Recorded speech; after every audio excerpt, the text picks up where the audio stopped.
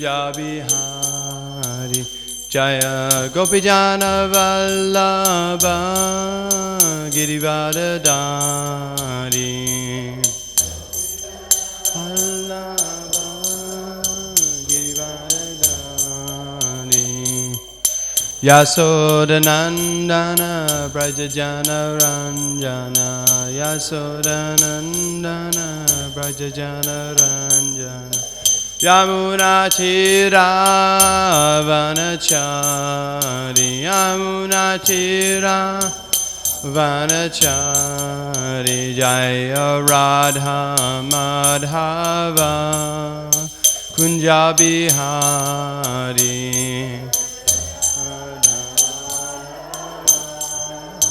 Kunja Bihari Jaya Gopijana Vallabha Girivardhari Jana Vallabha Girivardhari Yasodanandana Brajajana Ranjana Yasodanandana Brajajana Ranjana Yamuna Tira Vanachari Yamuna Tira Vanachari Jaya Radha Madhava Kunja Bihari Radha Madhava Kunja Bihari Jaya Gopijana Vallabha Girivardhari Girivardhari Yasodanandana Brajajana Ranjana Yasodanandana Brajajana Ranjana Yamuna Tira Vanachari Yamuna Tira Vanachari Jaya Radha Madhava Kunja Bihari Radha Madhava Kunja Bihari Jaya Gopijana Vallabha Girivardhari Vallabha Girivardhari Yasodanandana Brajajana Ranjana Brajajana Ranjana Yamuna Tira Vanachari Yamuna Tira Vanachari Jaya Radha Madhava Kunja Bihari Jaya Radha Madhava Kunja Bihari Jaya Prabhupada Jaya Prabhupada Jaya Prabhupada Jaya Prabhupada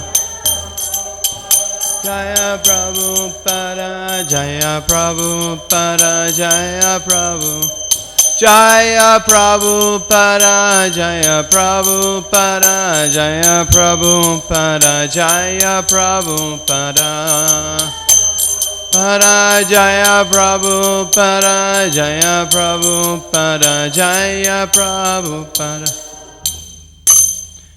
Jaya Vishnupada Paramahamsa Parivakacharya Stadra Srimad His Divine Grace A.C. Bhaktivedanta Swami Srila Prabhupada Ki Jai Ananta Koti Vaishnava Ki Jai ISKCON Founder Acharya His Divine Grace A.C. Bhaktivedanta Swami Srila Prabhupada Ki Jai Namacharya Srila Haridas Thakur Ki Jai Prem Se Kaho Shri Krishna Chaitanya Prabhu Nityananda Shri Advaita Gadadhar Shivasati Gaura Bhaktivinoda Ki Jai Shri Shri Radha Krishna Go Gopinath Shama Kunda Radha Kunda Giri Govardhana Ki Jai Vrindavanam Ki Jai Mayapur Dham Ki Jai Ganga Maya Ki Jai Yamuna Maya Ki Jai Tulsi Devi Ki Jai Samaveda Bhaktivinoda Ki Jai Harinam Sankirtan Ki Jai Priyatma Book Distribution Ki Jai Vishal Distribution Ki Jai New Govardhanam Ki Jai Go Premanande Hare Hare Mo. All glories to some of the Vedas, Hare Krishna. All glories to assembled devotees, Hare Krishna. All glories to assembled devotees, Hare Krishna. All glories to Shri Shri Guru and Shri Gauranga. All glories to Srila Prabhupada.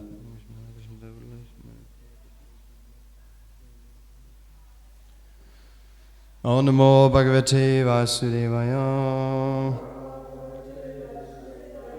Om Namo Bhagavate Vasudevaya. Om Namo Bhagavate Vasudevaya. Reading from the Srimad Bhagavatam, Canto 3, Chapter 20, entitled Conversation Between Maitreya and Vidura.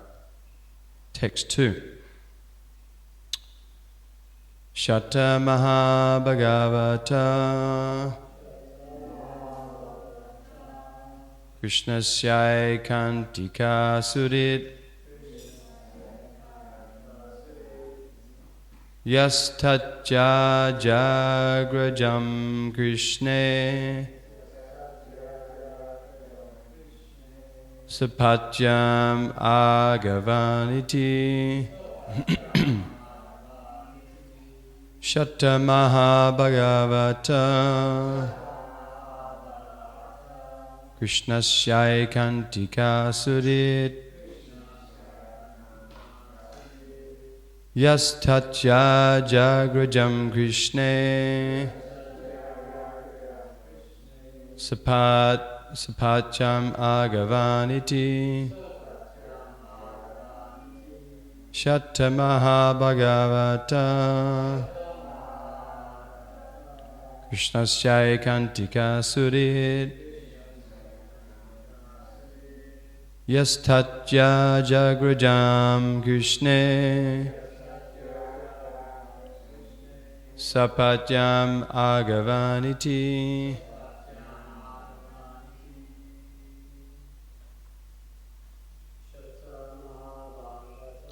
Shatta Maha Bhagavata Krishnasya Kantika Sudit Yastatya Jagrajan Krishne Sapatyam Agavaniti. Ladies? Oh. Shatta Maha Bhagavata Krishnasya Kantika Sudit Yastatya Jagrajam Krishne Sapatyam Agavaniti. Ladies?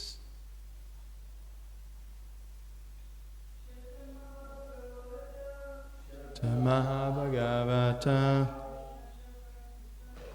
Krishnasya Kantika Sudit Yastatya Jagrajan Krishne Sapatyam Agavaniti.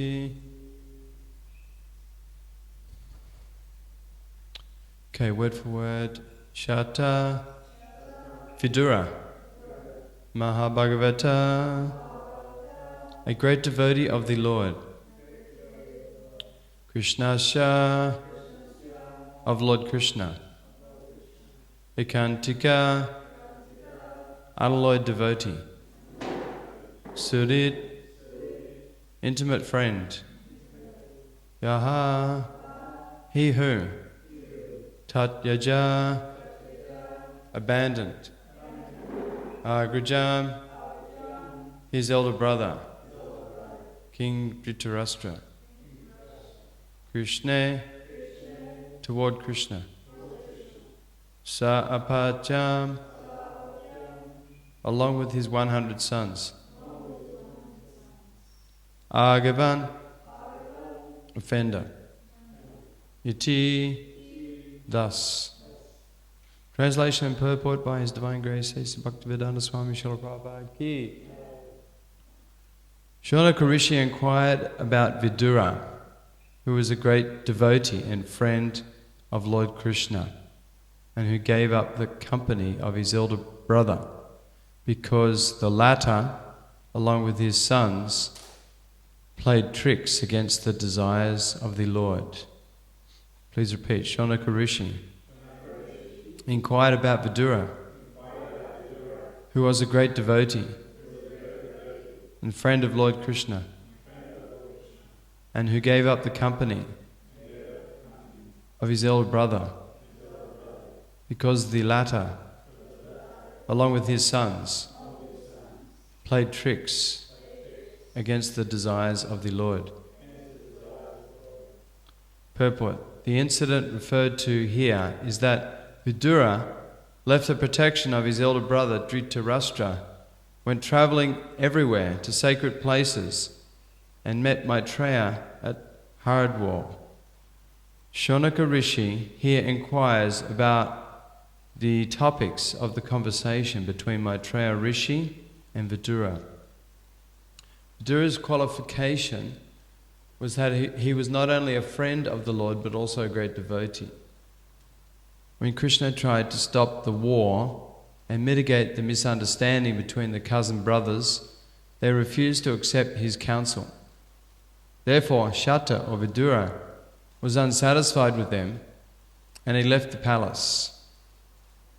As a devotee, Vidura showed by example that anywhere that Krishna is not honoured is a place unfit for human habitation. A devotee may be tolerant regarding his own interests, but he should not be tolerant when there is misbehaviour towards the Lord or the Lord's devotee. Here the word Agavan is very significant, for it indicates that the Kauravas, Dhritarashtra's sons, lost the war because of being sinful in disobeying the instructions of Krishna. Translation. Shonaka Rishi inquired about Vidura, who was a great devotee and friend of Lord Krishna, and who gave up the company of his elder brother, because the latter, along with his sons, played tricks against the desires of the Lord. Om Gyana Tamrandasha Gananjana Salakaya Chakshuk Mulatam Jena Tasma Shri Gurave Namaha Mukam Karoti Vachalam Bhangam Langa Tegurim Yatkripatam Maham Vande Shri Gurum Dina Taranam Nastra Presho Bhadresho Nicham Bhagavata Sevaya Bhagavat Yotas Sloke Bhakti Bhavati Naistaki. Hare Krishna. I've taken a few notes on my phone, but it always goes off. Is anyone expert at putting it on the phone so it doesn't disappear? So the page is always there. Settings, okay. So, Hare Krishna, thank you for attending Srimad Bhagavatam class. And sorry that I haven't been to many classes lately. I've been going out a lot on Sangtown, Brisbane, Gold Coast, staying out a bit late, the Harinam Ruchi,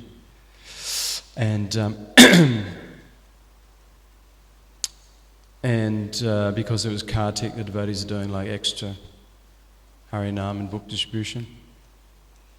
But I've been trying to keep up with the classes online on YouTube.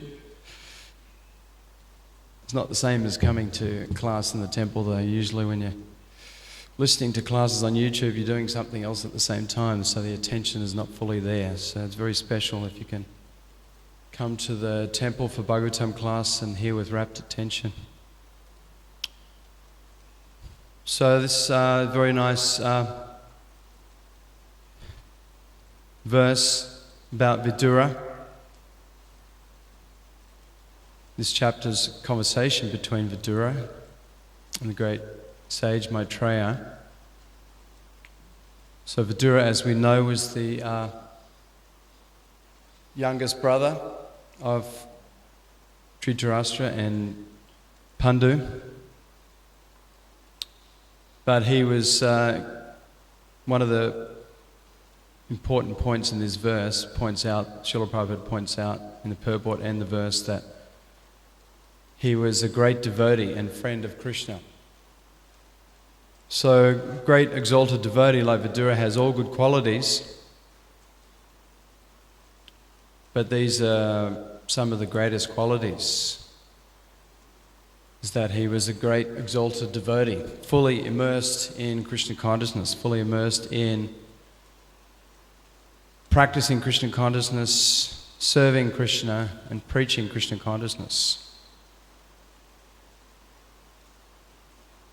He was also a great preacher. He gave so much good counsel to Dhritarashtra, to the Pandavas, to so many personalities within the household.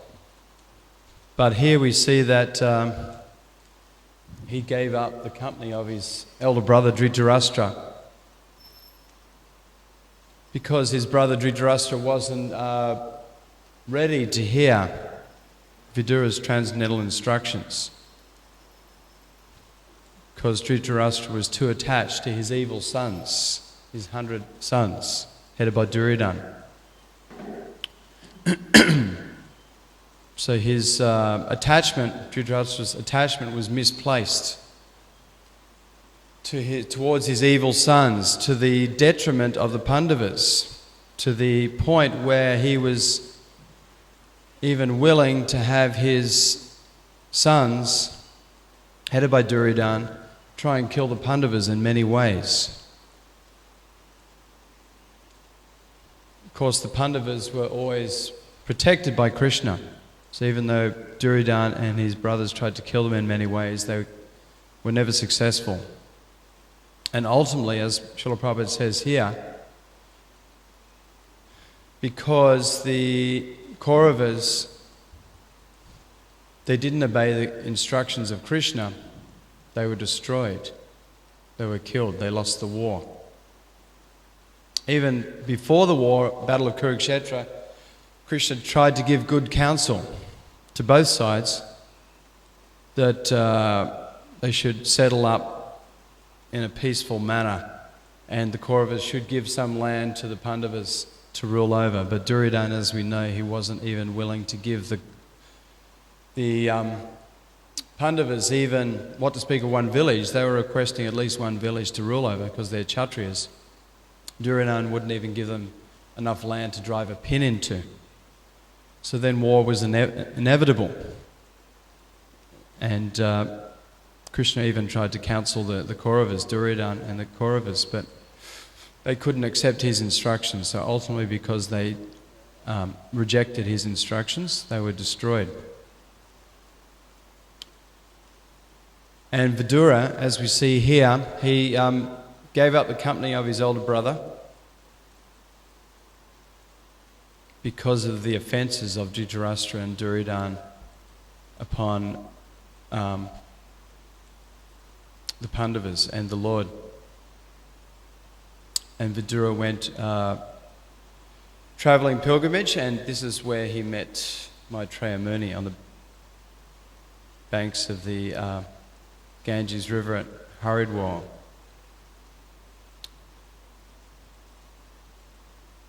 So Vidura was, even though he was born to a Sudrani, we all might remember that story that he was cursed. He's actually Yamaraj. He was cursed to take birth as a Sudra because he, as Yamaraj, there was once a Muni. What was the Muni's name? Does anyone remember? So the Muni, he, as a young boy, he poked a stick into an ant and killed it. And Vidura, as Yamaraj, he cursed this Muni that he would have to be punished by the death penalty. And somehow or other, I can't remember how the story goes, but somehow or other the Muni was spared his life, but he spoke to Yamaraj and said, "This is very unfair that you've cursed me to death just because as a small boy I pinpricked an ant and killed the ant. A little boy is not punishable." And so then he counter-cursed and cursed Yamaraj that you'll have to take birth as a Sudra. So this is why he took birth in the womb of a Sudrani mother. She was the maidservant of Vyasadeva. But still, even though his birth was seemingly a low birth, he was born in this highly exalted family, and he was a great exalted devotee from his very birth. And so here we see he's giving up the company of Dhritarashtra because of Dhritarashtra's misplaced attachment. And because of his misplaced attachment to his evil sons, he couldn't properly hear the instructions of even the most exalted saintly personality, devotee of Krishna, Vidura. So there's one verse in the Bhagavatam that states that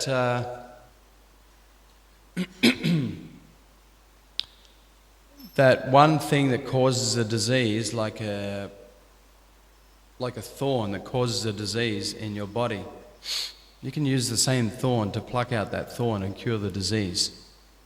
Or if you have some dysentery from eating too many milk products, you can cure it by eating another milk product. If you eat too much curd at the Sunday feast, then you might get dysentery, you might get sick. But if you take yogurt, milk in another form, then you can cure the disease. So that the disease in this material world, because of wrong association, bad association, that causes us to forget Krishna and forget our eternal occupation of loving devotional service to Krishna. That same attachment, when applied to attachment of the lotus feet of devotees and Krishna, can cure our disease. Even though we may have been contaminated by so many lower qualities and bad association, so much lust and greed and anger and envy and so many sinful activities, intoxication, gambling, meat eating, illicit sex. If we just take the association of serious devotees and engage in loving devotional service to Krishna, take up this process given by Srila Prabhupada, simple process, chanting the Hare Krishna Maha Mantra, dancing in ecstasy, taking prasadam, engaging in humble service, so many varieties of devotional service, just making flower garlands, cleaning the floor, washing the pots, cooking, farming, preaching. Any of these activities, we can become purified of our misplaced attachment and affection in this material world. I was listening to a lecture. Srila Prabhupada was giving examples of how that this misplaced attachment and affection can lead to detrimental situations. So he talks about how there was a boy who is raised by his aunt, and the aunt was too liberal in raising him. She never chastised him. So gradually he took bad association, gradually became a thief, and eventually became a murderer. And then he was brought to the court and he was sentenced to death. And the court said, "Have you got any last wishes?" And he said, "I would like to speak some words into my aunt's ear." And they granted his wish, and he went up to his aunt's ear and he bit off her ear. And he said, "That's because you never corrected me when I was young. And look at the situation I'm in now. I'm condemned to death. If you had have corrected me when I was young, I probably wouldn't be in this situation." And Prabhupada gives another story of there was his neighbour. The boy, one of the boys in the family, the sons had typhoid. And Prabhupada says when you have typhoid, you cannot eat solid food like parathas. If you eat parathas, you die. So, but one of the brothers, the other brothers, he didn't know. The parents never told him, and he gave paratha to the other brother, and the brother died. And then Prabhupada also tells of his experience. He was in Allahabad in his house, and there was a monkey, a mother monkey outside with a little baby monkey, and there was the the bars on the window with no screen, and the little monkey, baby monkey, slipped in through the bars. And as soon as the little monkey came inside, the mother monkey went mad. She almost went mad, screaming out of, affection for the little baby. But Prabhupada said he pushed the little monkey out the window, and then the mother monkey, she calmed down.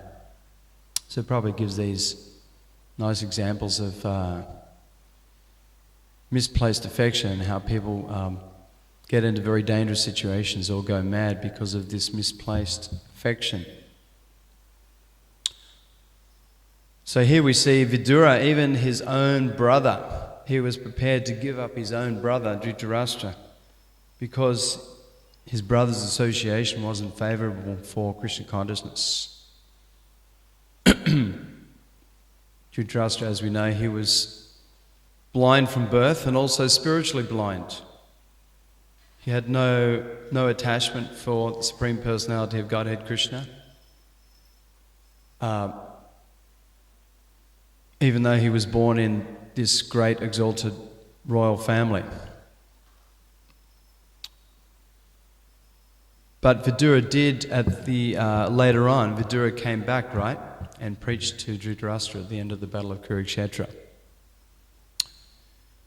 Vidura was preaching at the end of the war. Dhritarashtra was getting very old and having so many health problems. Vidura came back and was preaching that now you're living like a household dog, accepting the remnants from Bhima, who killed your 100 sons. You should leave this palace and renounce and go to the forest and take shelter of the Supreme Personality of Godhead. So eventually Dhritarashtra, after many, many instructions, advice from Vidura, he left home with his wife Gandhari, and they went to the forest and they became totally detached and renounced and gave up their bodies. But they never became like devotees of Krishna.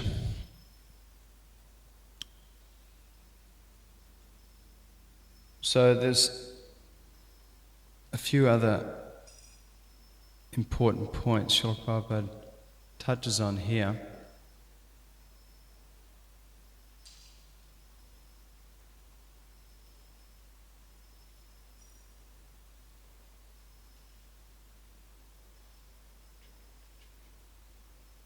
Yes, Prabhupada says, Vidura showed by example that anywhere that Krishna is not honoured is a place unfit for human habitation. Srila Prabhupada says in one lecture that if any city you go to, if there's no temple and there's no river, then it's a dangerous place. All the great holy cities in India are on the banks of sacred rivers. And Srila Prabhupada says even like the Ganges in Kolkata, even though there's so much pollution going into the Ganges and so many of these holy rivers, people are still prepared to take bath in the Ganges every day because they understand that these sacred rivers cannot be contaminated. So any place where there's a verse also in I'm trying to remember, is it in the Bhagavad Gita or the Bhagavatam, where it states that any place where there's no glorification of the names of Krishna and there's no discussion of the pastimes of the Lord, there's no distribution of sanctified foodstuffs, is not a fit place for devotees. Does anyone remember that verse? So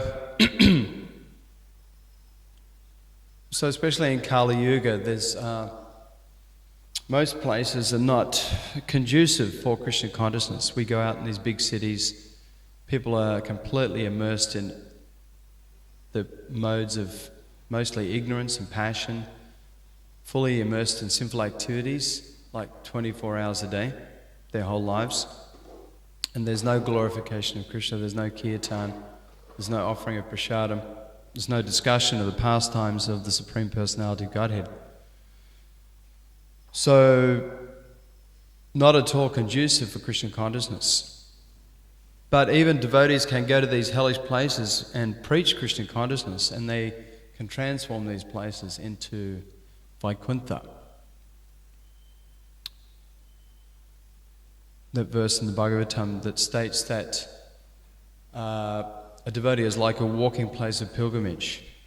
Wherever he goes, he turns that place into a holy dham. Just like last night, we were out yesterday. First we did a few hours of book distribution, Harinam Sankirtan Prasadam in Mawulambar. And then we went to Surfers Paradise, Safra's Paradise. And we did the book table there and Harinam, and then later we joined the Harinam Ruchi team, and there was so many devotees there. And it was like the spiritual world. It was like the ignorance was like totally cleared. All these hundreds and thousands of young kids through the night, like just dancing with the devotees. A lot of them chanting the Hare Krishna mantra, because we had the mantra board. And the kids are looking up, chanting the mantra. So this is how devotees can transform even the most sinful places into Vaikuntha or Goloka, into the spiritual world, into a place conducive for making advancement in Krishna consciousness. And Srila Prabhupada spread this Hare Krishna movement by opening many, many temples all around the world, even in these most hellish cities, Sydney, Melbourne, London, New York, Los Angeles, Mawulambar. And by his wonderful grace and his empowerment by Krishna and his spiritual master, given the opportunity for thousands and thousands of fallen conditioned souls like ourselves to get this wonderful mercy of the Krishna consciousness movement, a chance to perfect our life in one short lifetime, a chance to become Krishna conscious like 24 hours a day, to be fully immersed in Krishna conscious activities and service. Srila Prabhupada was saying in one lecture that ordinarily in the material world, people have so many debts to the forefathers, to the demigods, to the sages, to their parents, to the people in general, to other living entities. And he was saying, unless you're fully Krishna conscious and engaged in Krishna conscious activities all the time, you're still indebted to so many of these personalities. You have to pay your debts back. But if you're fully Krishna conscious, fully engaged in loving service to the Lord, and always internally absorbed, externally and internally absorbed in Krishna consciousness, then you're no longer a debtor to anyone. There's the verse in the Bhagavatam, Devashi Puttapta Nrinam Pitrinam Nakinkaro Nayam Ne Charajan. That one who is fully taken to the lotus feet of Krishna, the Supreme Personality of Godhead, is no longer a debtor to the demigods, the great sages, forefathers, parents, human society, animals, living entities in general.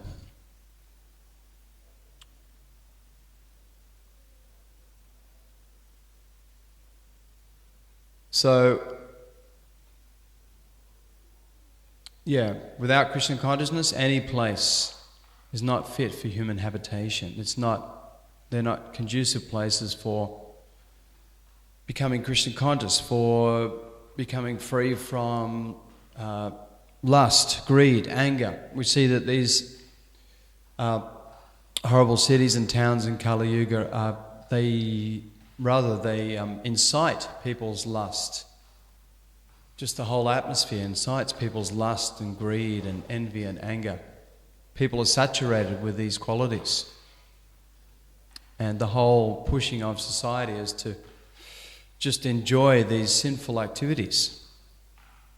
I heard a story where there was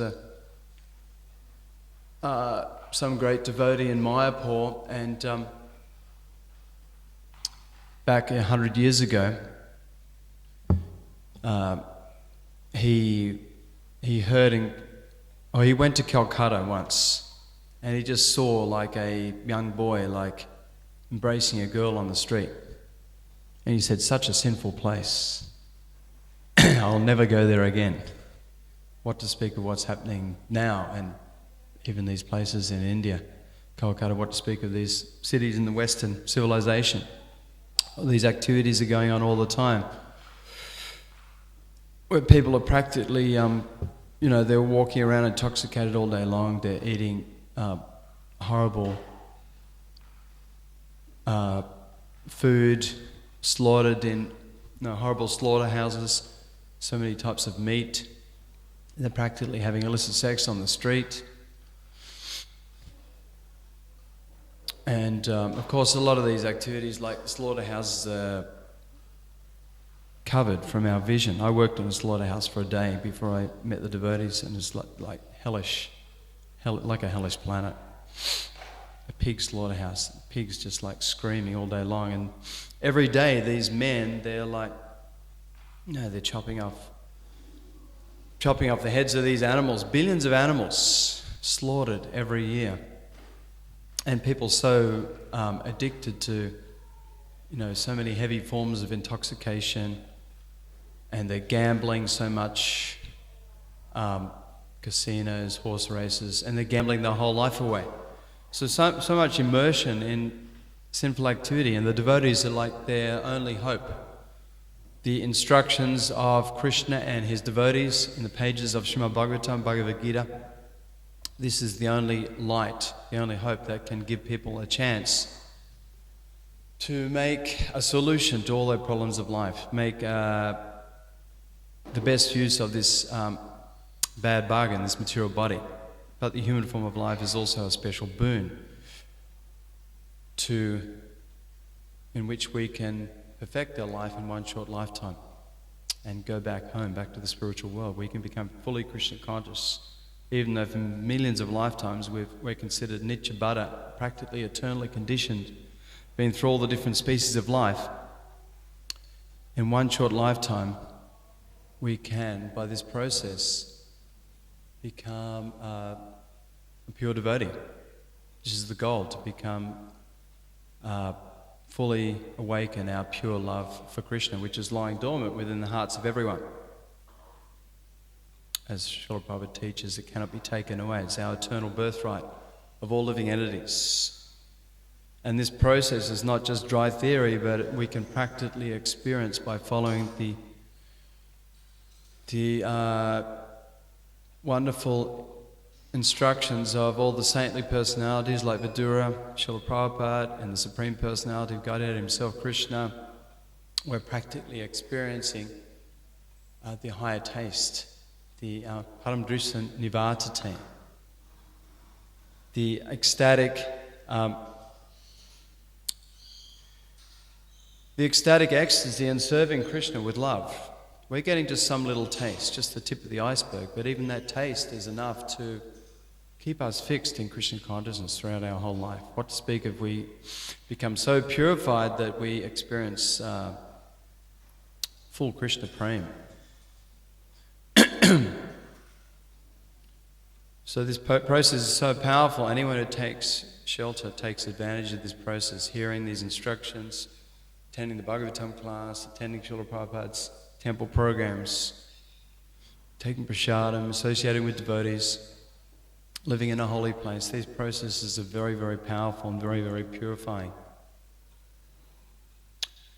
So, somehow or other, we have been saved from complete ignorance and brought to the lotus feet of Guru and Krishna. So it's now our responsibility to, as much as possible, be very serious in our Krishna consciousness and give Krishna consciousness to other people as much as possible. So Srila Prabhupada set up this Sankirtan movement, going out every day, spreading the Sankirtan movement. Harinam Sankirtan, book distribution, prasadam, these are like the three-pronged attack on Maya, in which we can rope other people into the wonderful net of Krishna's family. And we see so many people, they're attracted when we go out. They stop and they're listening to the holy names, like this week in Surfers Paradise, thousands of schoolies every night, thousands of them chanting and dancing. Practically there's not a kid who doesn't dance as they pass through the Harinam party. And last night we were giving out mango lassi and watermelon and kitchery, and a lot of them taking prasadam, getting books. So as much as possible we have to try to push on the Sankirtan movement, increase Krishna's family, so people can have the wonderful opportunity to hear these transcendental instructions of the Lord and His great devotees, and become serious about their Krishna consciousness, get the opportunity to perfect their lives and go back to the spiritual world.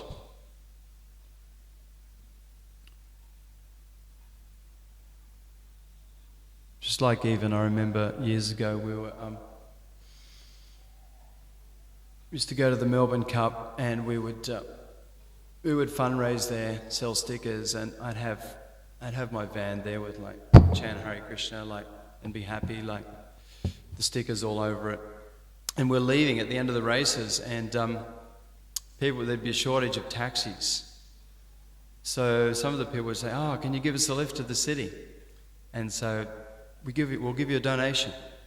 And so, you get like 5 or 10 or 15 people jumping in the van, and they're all completely intoxicated.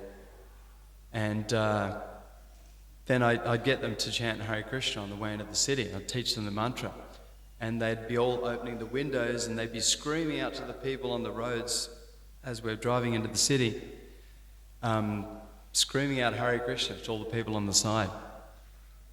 And then at the end they give like $50, $100 donation, and then I give them some books and some prasadam if I had it.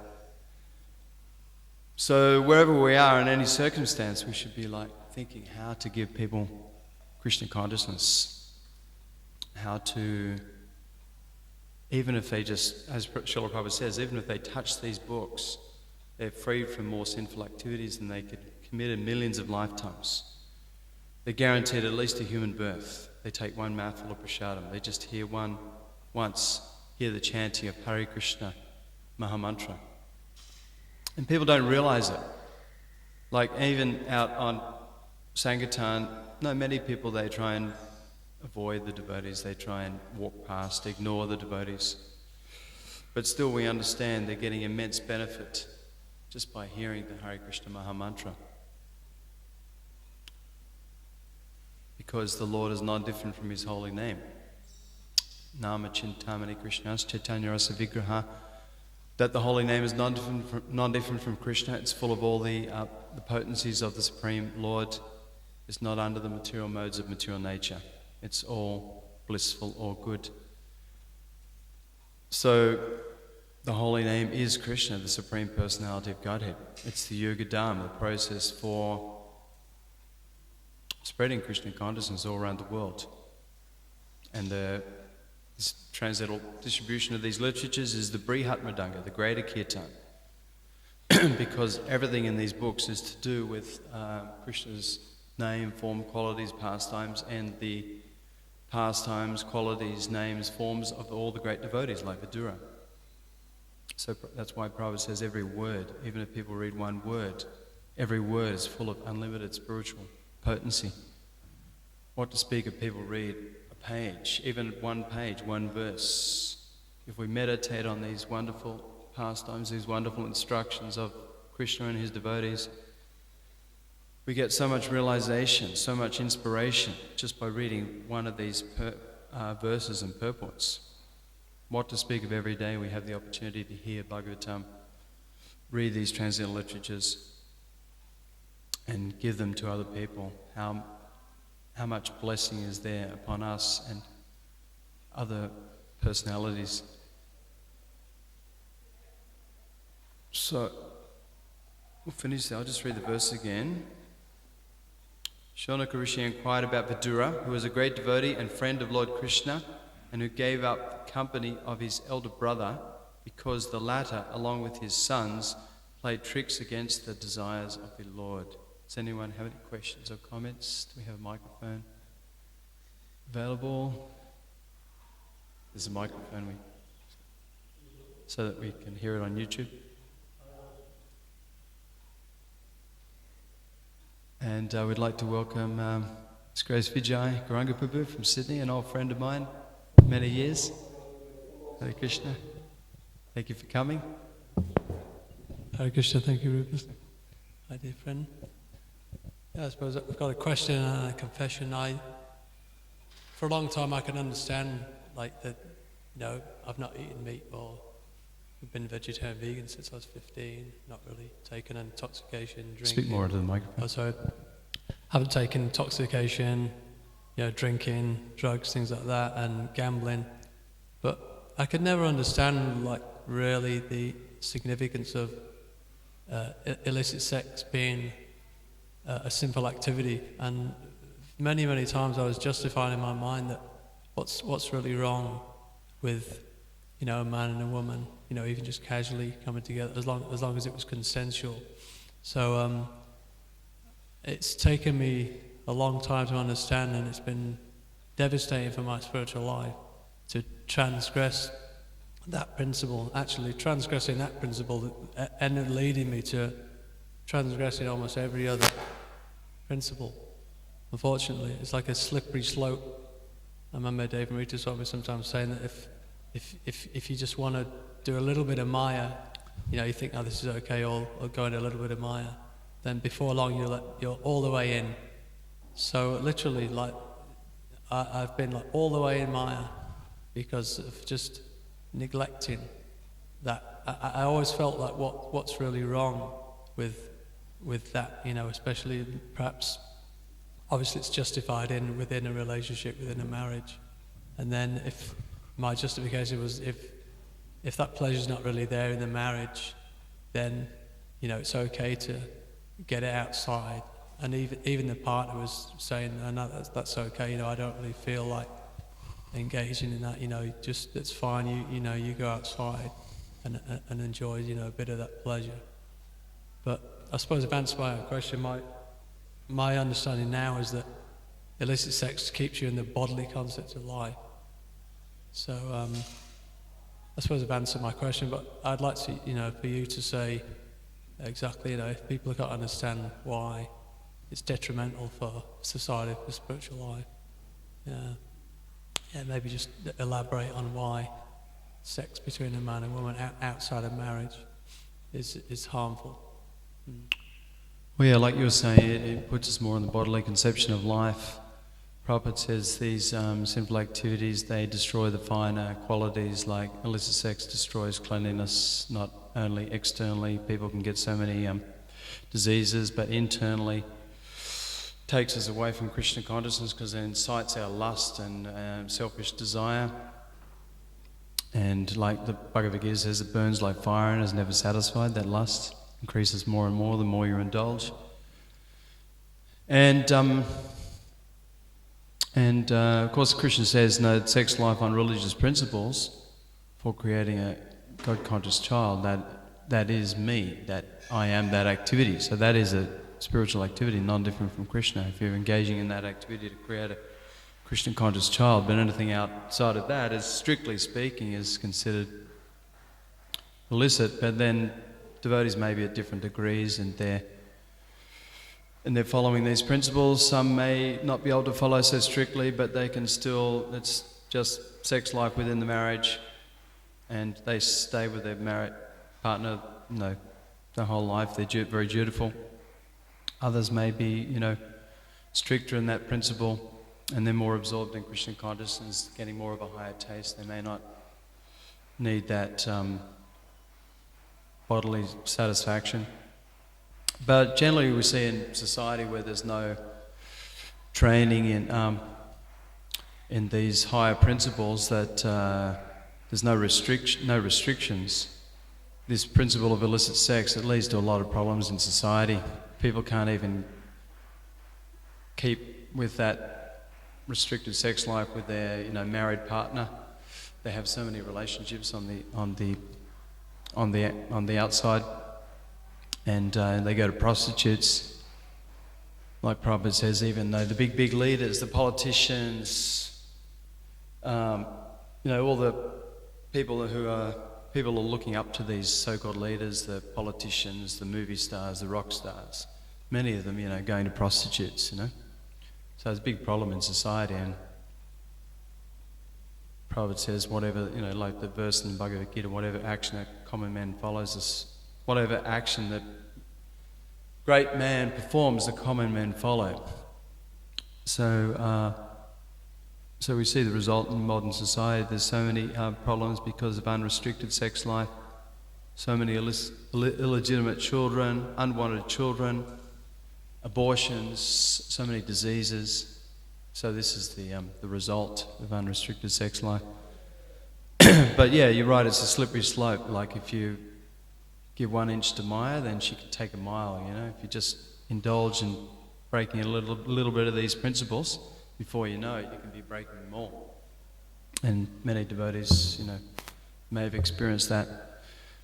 And the classic example of Ajamil, right, in the Bhagavatam, that he grew up as a strict devotee, born in a good family of devotees, but just because his eyes saw the prostitute embracing a low-class man in the forest, which in those days, maybe it was Satyayuga, in one of the previous ages, where that was very rare to see, he became attracted just because of that, seeing the prostitute engaging in lusty affairs. And we know that it ended up he married the prostitute, gave up his chaste wife, and he became a thief and a rogue and intoxicator. So it can all happen in a straight line. So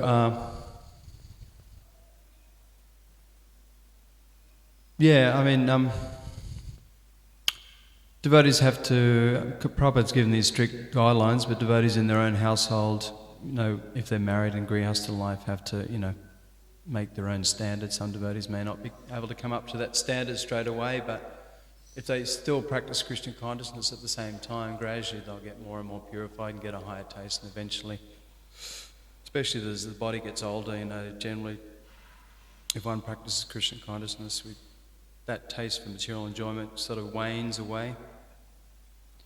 Whereas you see in materialistic society, because people haven't had any training in Krishna consciousness, even in their old age, they're still chasing these material pleasures, of physical pleasures of sex life, and romantic.